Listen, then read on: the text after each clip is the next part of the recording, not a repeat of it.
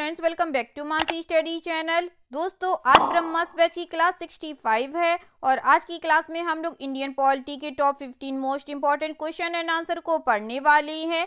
ये सभी question answer आपके एग्जाम के लिए काफ़ी इंपॉर्टेंट हैं दोस्तों, तो आज की पूरी क्लास आप लोग बहुत ध्यान से देखिएगा। और दोस्तों, ये क्लास आपकी इवनिंग 7 PM पे डेली लाइव आती है। आप सभी लोग शाम को 7 बजे इस क्लास के लिए तैयार रहा करिए। इससे आपकी तैयारी जीके जीएस में बेहतर होने वाली है और आगे आने वाले सभी एग्जाम में आप लोग जीके जीएस से रिलेटेड जितने भी टाइप के क्वेश्चन एग्जाम हॉल में पूछे जाते हैं, आप उन सभी टाइप के क्वेश्चन का आंसर बहुत इजीली दे पाएंगे और जीके जीएस में बहुत अच्छा सा स्कोर कर पाएंगे। तो चलिए देरी ना करते हुए आज के पहले क्वेश्चन पर आते हैं। आज का पहला क्वेश्चन लिखा है फ्रेंड्स, मूल अधिकार और नीति निर्देशक तत्व में क्या अंतर है? What is the difference between fundamental rights and directive principles? First option है नीति निर्देशक तत्व बंधनकारी हैं जबकि मूल अधिकार नहीं। सेकेंड ऑप्शन है नीति निर्देशक तत्व वाद योग्य हैं जबकि मूल अधिकार नहीं। थर्ड ऑप्शन है मूल अधिकार वाद योग्य हैं जबकि नीति निर्देशक तत्व नहीं। फोर्थ ऑप्शन है इनमें से कोई नहीं।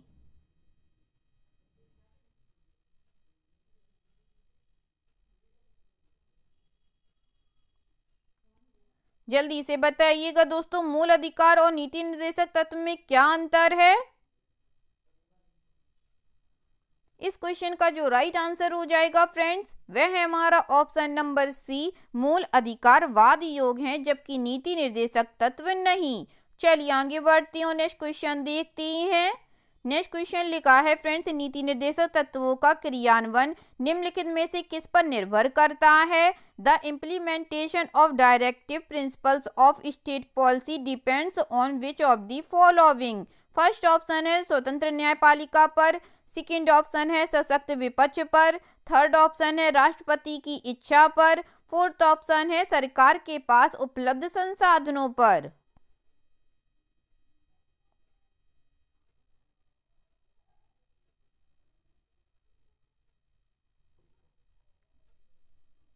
बताइएगा दोस्तों, नीति निर्देशक तत्वों का क्रियान्वयन निम्नलिखित में से किस पर निर्भर करता है? इस क्वेश्चन का जो राइट आंसर हो जाएगा फ्रेंड्स, वह है हमारा ऑप्शन नंबर डी, सरकार के पास उपलब्ध संसाधनों पर। चलिए आगे बढ़ते हैं, नेक्स्ट क्वेश्चन देखते हैं। नेक्स्ट क्वेश्चन लिखा है फ्रेंड्स, नीति निर्देशक तत्व हैं। What are the directive principle of policy? First option है वाद योग। सेकेंड ऑप्शन है वाद योग नहीं है। थर्ड ऑप्शन है मौलिक अधिकार। फोर्थ ऑप्शन है इनमें से कोई नहीं।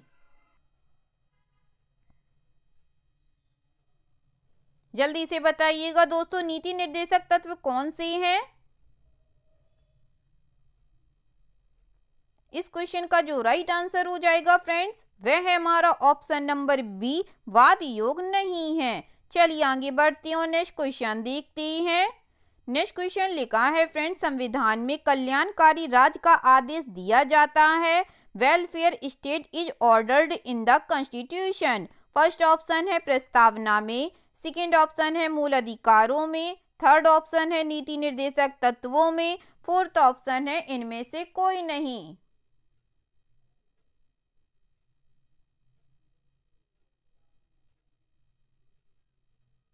जल्दी से बताइएगा दोस्तों, संविधान में कल्याणकारी राज्य का आदेश दिया जाता है। इस क्वेश्चन का जो राइट आंसर हो जाएगा फ्रेंड्स, वह है हमारा ऑप्शन नंबर सी, नीति निर्देशक तत्वों में। चलिए आगे बढ़ते हैं, नेक्स्ट क्वेश्चन देखते हैं। नेक्स्ट क्वेश्चन लिखा है फ्रेंड्स, भारतीय संविधान का कौन सा अंग समाजवादी व्यवस्था स्थापित करने की प्रेरणा देता है? Which part of the Indian Constitution inspires to establish a socialist system? First option है मूल अधिकार। सेकेंड ऑप्शन है मूल कर्तव्य। थर्ड ऑप्शन है नीति निर्देशक तत्व। फोर्थ ऑप्शन है नागरिकता।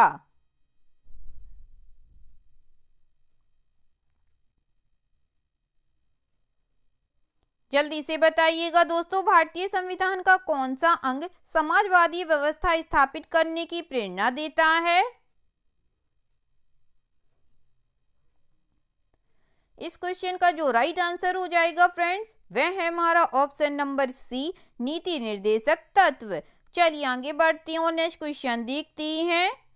नेक्स्ट क्वेश्चन लिखा है फ्रेंड्स, किस संवैधानिक संशोधन अधिनियम ने राज्य के नीति निर्देशक तत्वों को मौलिक अधिकारों की अपेक्षा अधिक प्रभावशाली बनाया?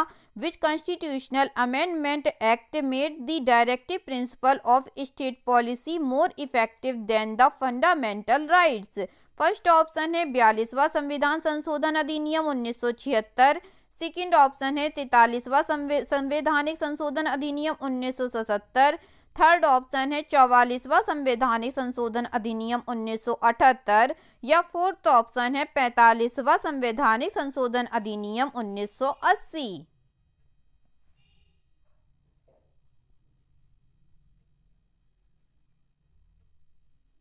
जल्दी से बताइएगा दोस्तों, इस क्वेश्चन का राइट आंसर क्या हो जाएगा? इस क्वेश्चन का जो राइट आंसर हो जाएगा फ्रेंड्स, वह है हमारा ऑप्शन नंबर ए 42वां संवैधानिक संशोधन अधिनियम 1976। ठीक है दोस्तों, चलिए आगे बढ़ती हूँ, नेक्स्ट क्वेश्चन देखते हैं। नेक्स्ट क्वेश्चन लिखा है फ्रेंड्स, निम्नलिखित में से किसने नीति निर्देशक तत्वों को बैंक की सुविधा अनुसार दे उत्तर दिनांकित चेक कहा? Who among the following called the directive principles as post-dated checks payable as per bank convenience? First option है H.N. कुंजरू, सेकेंड ऑप्शन है K.T. साहा, थर्ड ऑप्शन है K.M. मुंशी, फोर्थ ऑप्शन है महात्मा गांधी।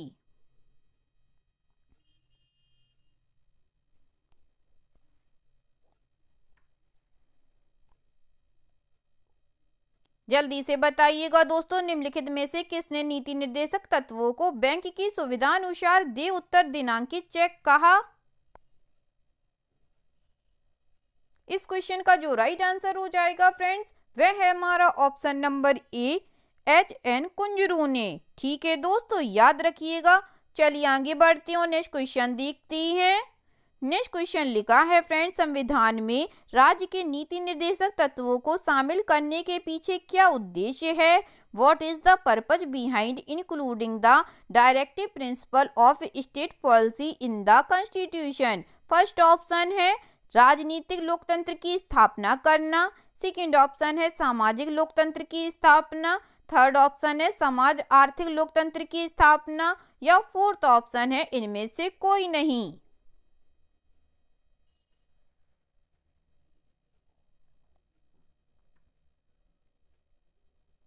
बताइएगा दोस्तों, संविधान में राज्य के नीति निर्देशक तत्वों को शामिल करने के पीछे क्या उद्देश्य है?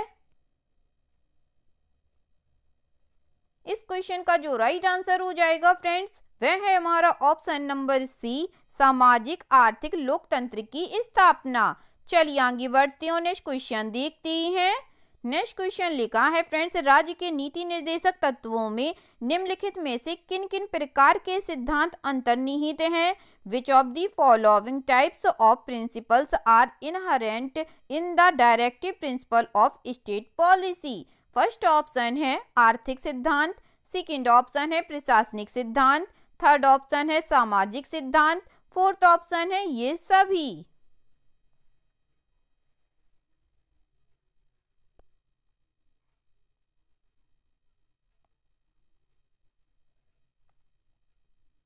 बताइएगा दोस्तों, राज्य के नीति निर्देशक तत्वों में निम्नलिखित में से किन किन प्रकार के सिद्धांत अंतर्निहित हैं? इस क्वेश्चन का जो राइट आंसर हो जाएगा फ्रेंड्स, वह है हमारा ऑप्शन नंबर डी ये सभी। यानी कि दोस्तों आर्थिक सिद्धांत, प्रशासनिक सिद्धांत और सामाजिक सिद्धांत ये तीनों अंतर्निहित हैं। ठीक है दोस्तों, चलिए आगे बढ़ती हूँ, नेक्स्ट क्वेश्चन देखती हैं। नेक्स्ट क्वेश्चन लिखा है फ्रेंड्स, भारतीय संविधान में राज्य के नीति निर्देशक तत्वों को शामिल करने के पीछे मुख्य उद्देश्य क्या है? What is the main purpose behind including the directive principles of state policy in the Indian constitution? First option है कल्याणकारी राज्य की स्थापना करना, सेकेंड ऑप्शन है धर्मनिरपेक्ष राज्य की स्थापना करना, थर्ड ऑप्शन है सरकार के निरंकुश कार्यों पर नियंत्रण रखना या फोर्थ ऑप्शन है इनमें से कोई नहीं।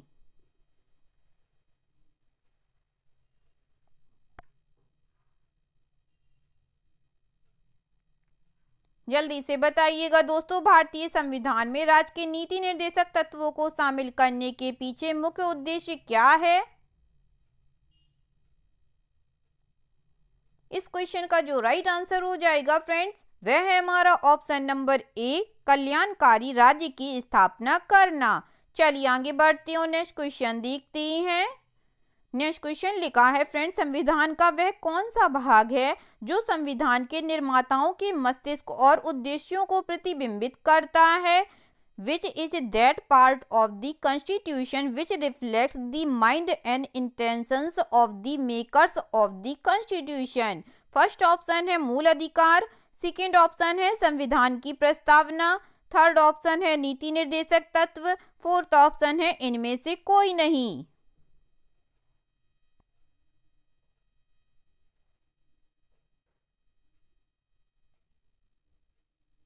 जल्दी से बताइएगा दोस्तों, इस क्वेश्चन का राइट आंसर क्या हो जाएगा। इस क्वेश्चन का जो राइट आंसर हो जाएगा फ्रेंड्स, वह है हमारा ऑप्शन नंबर सी, नीति निर्देशक तत्व। चलिए आगे बढ़ते हैं और नेक्स्ट क्वेश्चन देखते हैं। नेक्स्ट क्वेश्चन लिखा है फ्रेंड्स, भारतीय संविधान के किस अनुच्छेद में नीति निर्देशक तत्वों का उल्लेख मिलता है। In which article of the Indian constitution are the directive principles of state policy mentioned. First option है आर्टिकल 36 to 51, सेकेंड ऑप्शन है आर्टिकल 14 to 19, थर्ड ऑप्शन है आर्टिकल 34 to 48, फोर्थ ऑप्शन है आर्टिकल 34 to 42।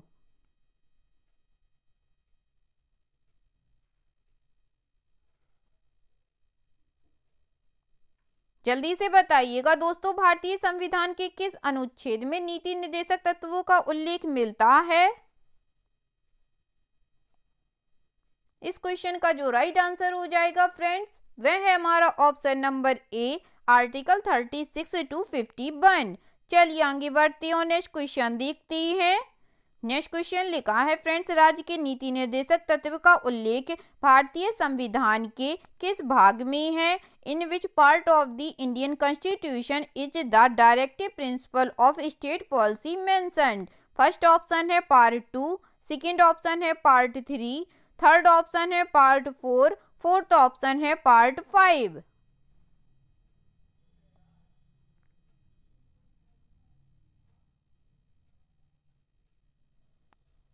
जल्दी से बताइएगा दोस्तों, राज्य के नीति निर्देशक तत्व का उल्लेख भारतीय संविधान के किस भाग में है। इस क्वेश्चन का जो राइट आंसर हो जाएगा फ्रेंड्स, वह है हमारा ऑप्शन नंबर सी, पार्ट 4 में। चलिए आगे बढ़ती हूँ, नेक्स्ट क्वेश्चन देखती हैं। नेक्स्ट क्वेश्चन लिखा है फ्रेंड्स, भारतीय संविधान में राज्य के नीति निर्देशक तत्व ग्रहण किए गए हैं। Directive principle of state policy have been adopted in the Indian constitution. First option है ब्रिटेन से, सेकेंड ऑप्शन है आयरलैंड से, थर्ड ऑप्शन है पूर्व सोवियत संघ से, या फोर्थ ऑप्शन है फ्रांस से।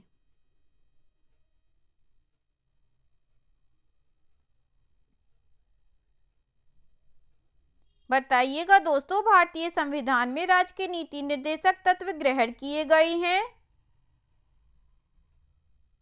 इस क्वेश्चन का जो राइट आंसर हो जाएगा फ्रेंड्स, वह है हमारा ऑप्शन नंबर बी, आयरलैंड से। ठीक है दोस्तों, चलिए आगे बढ़ते हैं और आज का लास्ट क्वेश्चन देखते हैं। आज का लास्ट क्वेश्चन लिखा है फ्रेंड्स, किसी कैदी को न्यायालय के समक्ष प्रस्तुत करवाने के लिए किस रिट की आवश्यकता होती है। Which writ is required to present a prisoner before the court. First option है परमादितेश, सेकेंड ऑप्शन है बंदी प्रत्यक्षीकरण, थर्ड ऑप्शन है अधिकार परीक्षा, फोर्थ ऑप्शन है उत्प्रेषण।